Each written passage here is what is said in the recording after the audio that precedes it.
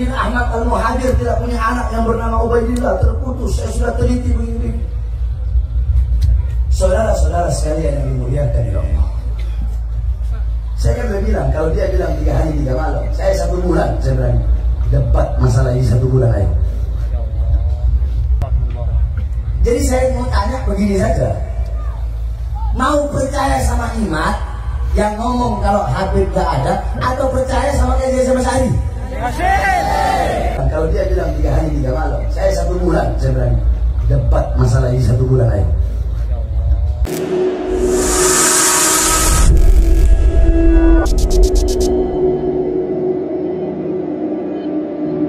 Assalamualaikum warahmatullahi wabarakatuh. Allahumma salli ala sayyidina Muhammadin wa ala alihi wa sahbihi ajma'in, amma ba'du. Faya ayyuhal hadirun, mudah-mudahan kita semua masih dalam keadaan yang baik-baik saja, bergembira selalu, dan mudah-mudahan Allah subhanahu wa ta'ala memberikan kesehatan zahiran wa batinan, memberikan kemenangan, keselamatan, keberuntungan, kebahagiaan fid dini wad dunya wal akhirah. Amin Allahumma amin. Ada ungkapan Habib Bahar di dalam ceramahnya bahwasanya Habib Bahar siap berdiskusi, beradu dalil selama 1 bulan. To the point, jika hal itu terjadi. Artinya jika hal terjadi, Habib Bahar berdiskusi secara ilmiah, membuka kitab-kitab, menelaah kitab-kitab dengan pihak Kiai Haji Imaduddin Utsman, maka saya akan menghapus konten-konten tentang habaib. Wabil khusus konten-konten koreksi saya kepada Habib Bahar bin Smith. Beberapa kali saya mengomentari tentang bacaan kitab dari Habib Bahar. Bukan berarti saya sok alim, tidak. Sebagai kajian biasa saja.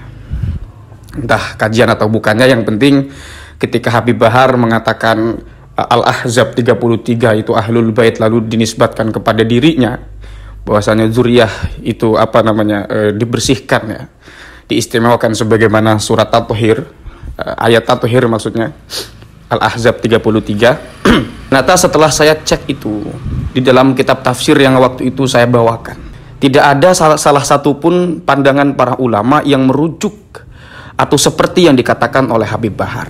Jadi yang Ahlul Bait di dalam ayat itu yang dimaksud adalah ada yang mengatakan Ahlul Kisai, dan ada juga yang mengatakan mufassir yang menafsirkannya itu semua orang Islam yang mengikuti ajaran Nabi Muhammad, mengikuti agama Nabi Muhammad sampai hari kiamat.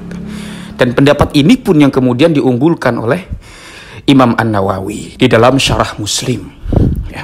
Kemudian Habib Bahar membacakan salah satu kitab yang isinya itu mukhtalaf, diawali dengan kata waqtalafal ulama'u ya.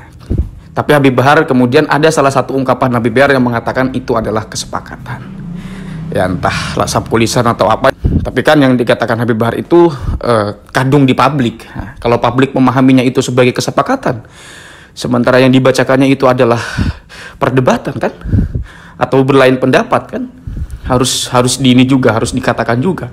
Jadi balik lagi, jika benar terjadi, sungguh-sungguh terjadi, Habib Bahar akan berdebat, artinya berdialog secara ilmiah ya, tidak menggunakan hal-hal lain selain daripada keilmuan, membahas kitab-kitab, merujuk pada kitab-kitab, data-data, entah sebulan atau cuma setengah jam, yang penting dialog secara terbuka.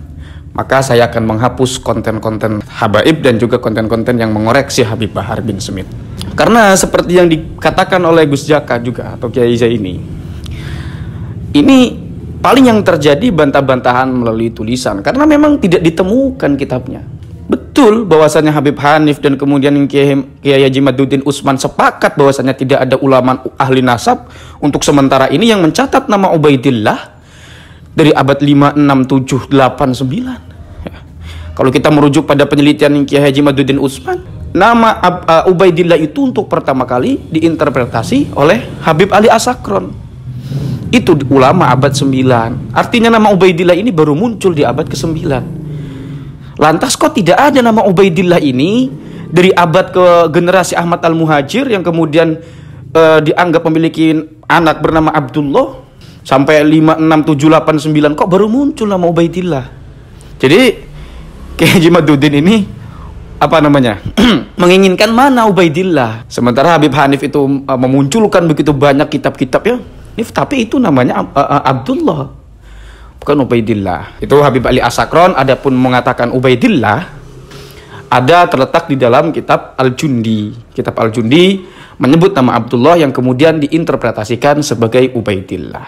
Ada yang menarik sebetulnya teman-teman, ketika Murtadha Az-Zabidi di situ menjelaskan bahwasanya Al-Ubaidilli menerangkan tentang hijrahnya Ahmad Al-Muhajir dengan anaknya Abdullah dari Irak ke Hadramaut.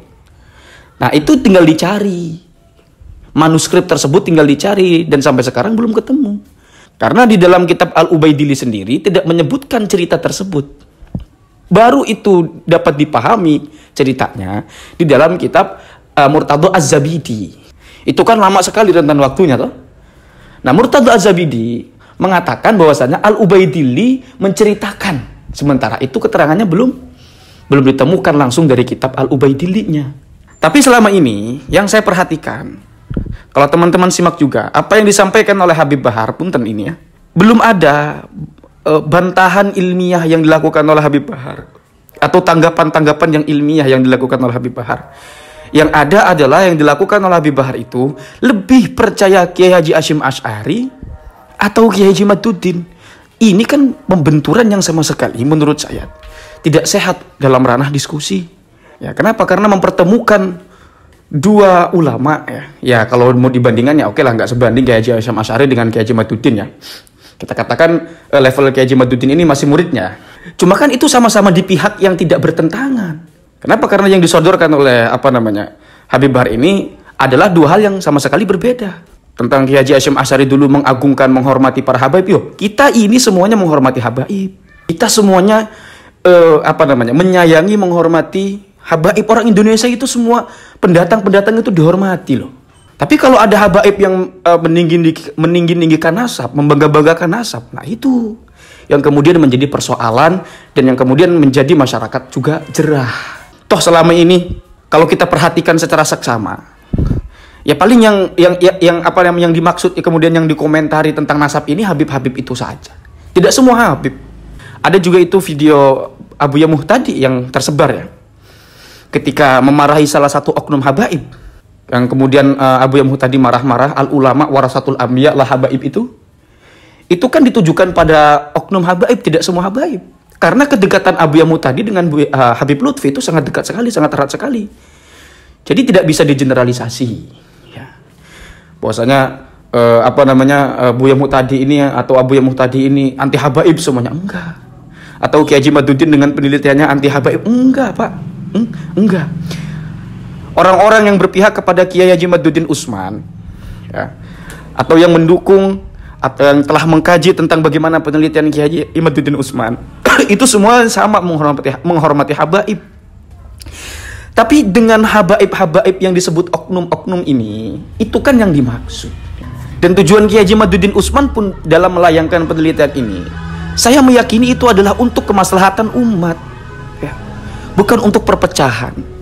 Wabil khusus untuk mempertanyakan Habib-Habib yang selalu membangga-banggakan nasab, yang selalu meninggi-tinggikan nasab.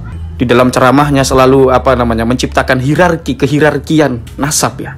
Jadi balik lagi, jika Habib Bahar sungguh-sungguh akan berdiskusi secara ilmiah, membahas yang dibahas itu adalah ilmu, ya, saya akan hapus semua konten-konten saya yang membahas tentang habaib dan juga konten saya yang membahas tentang koreksi terhadap Habib Bahar, entah yang baca kitab, entah ketika menjelaskan kitab. Allahumma hdina hadza sabil. Wassalamualaikum warahmatullahi wabarakatuh.